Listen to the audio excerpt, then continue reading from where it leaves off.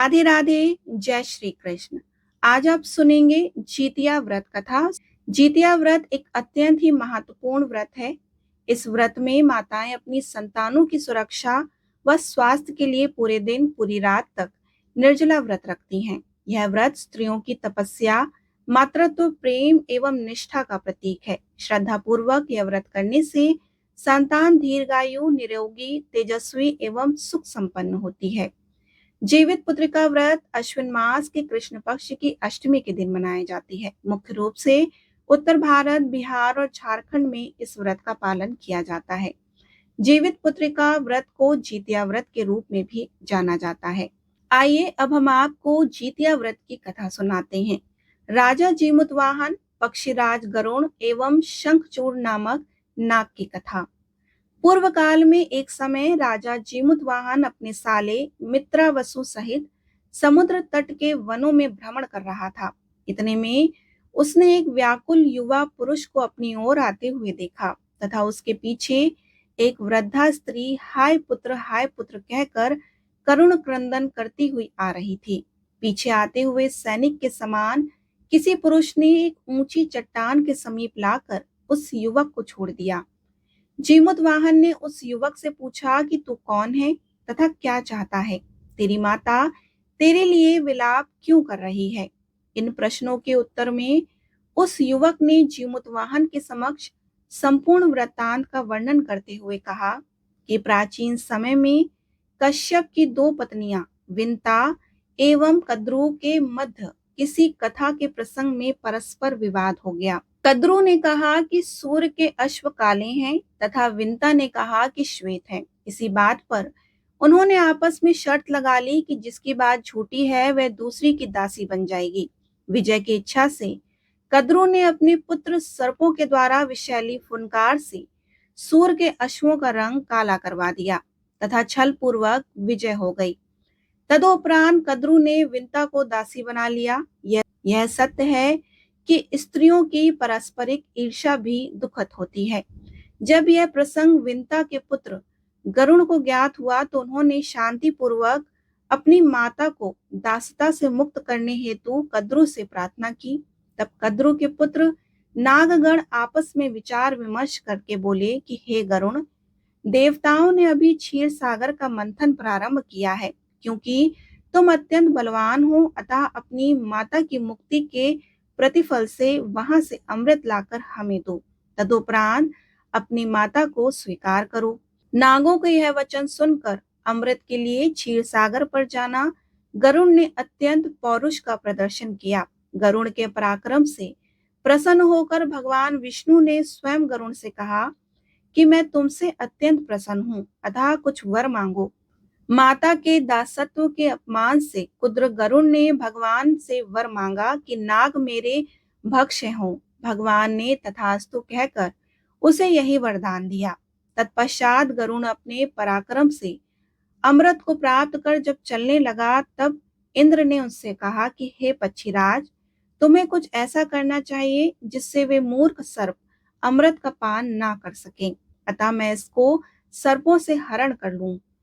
यह सुनकर विष्णु के वर से प्रचंड गरुड़ ने इंद्र के इस प्रस्ताव को स्वीकार किया तथा अमृत कलश लेकर सर्पों के समीप गया। वर के प्रभाव से भयभीत नागों से गरुड़ ने कहा कि मैं अमृत लेकर आया हूँ, मेरी माता को दासता से मुक्त करके इसे ग्रहण करो।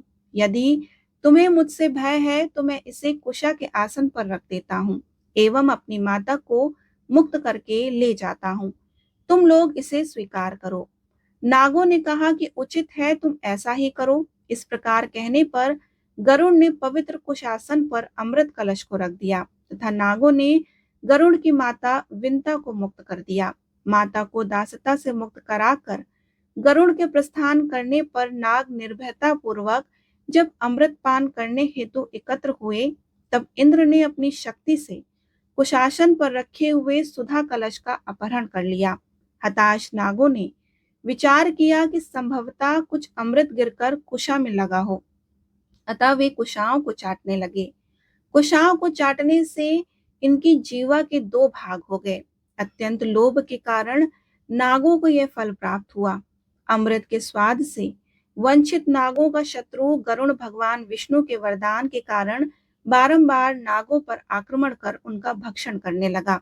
इसके परिणाम स्वरूप गरुड़ के आक्रमण से संपूर्ण पाताल व्याकुल हो गया। भय के कारण सर्प निर्जीव से हो गए। गर्भिणी नाग पत्नियों के गर्भपात होने लगे तथा इसी भय मात्र से अनेक नागों के प्राण पखेरु उड़ गए। प्रतिदिन इस प्रकार का आतंक देखकर नागराज वासुकी ने विचार किया कि इस प्रकार तो समस्त नागलोक सहसा नष्ट हो जाएगा तथा गरुड़ भी अजेय है। यह विचार कर उसने गरुड़ के साथ मिलकर एक नियम बना लिया कि प्रतिदिन एक नाग समुद्र तट के पर्वत पर गरुड़ के भोज के लिए भेज दिया जाएगा। तब नागराज ने गरुड़ से कहा कि तुम पाताल में उपद्रव करने या आतंक फैलाने न आया करो, अन्यथा इस प्रकार एक साथ ही समस्त नागों के नष्ट हो जाने पर तुम्हारा स्वार्थ भी सिद्ध नहीं हो पाएगा। गरुड़ ने भी इस व्यवस्था को स्वीकार कर लिया तथा वासुकी द्वारा भेजे गए एक एक नाग का वह प्रतिदिन भोजन करने लगा। अतः नागवध से उसी क्रम में आज मेरी बारी है। मेरा नाम शंखचूड़ है। मैं भी नागराज की आज्ञा से आज गरुड़ के आहार के लिए इस वध्यशिला पर लाया गया हूँ। अतः मैं माता के लिए व्यथित एवं शोचनीय हो रहा हूँ। इस प्रकार शंखचूड़ के वचन सुनकर एवं उसके दुख से द्रवित होकर जीमूतवाहन खेदपूर्वक उससे बोला कि अहो, वासुकी का नागराज होना कितना सारहीन है, जो स्वयं अपनी प्रजा को शत्रु का आमिष अर्थात भोजन बना रहा है। उसके सर्वप्रथम स्वयं को ही गरुड़ के भोजन के लिए क्यों नहीं प्रस्तुत किया? प्रत्युत इसके विपरीत ही नपुंसक की भांति उसने स्वयं को कुल का नाश स्वीकार किया। गरुड़ भी कश्यप ऋषि के संतान होकर कितना घोर पाप कर रहा है।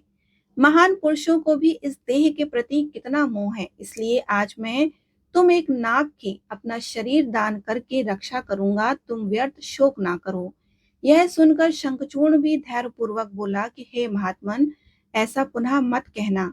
कांच के लिए मोती की हानि करना उचित नहीं। मैं भी कुल कलंक बनना नहीं चाहता। ऐसा कहकर जीमूतवाहन को रोक कर वह सज्जन नाग शंखचूड़ गरुड़ के आगमन का समय होता देखकर समुद्र तीरवासी गोकर्ण नामक भगवान शिव को अंतिम प्रणाम करने हेतु गया।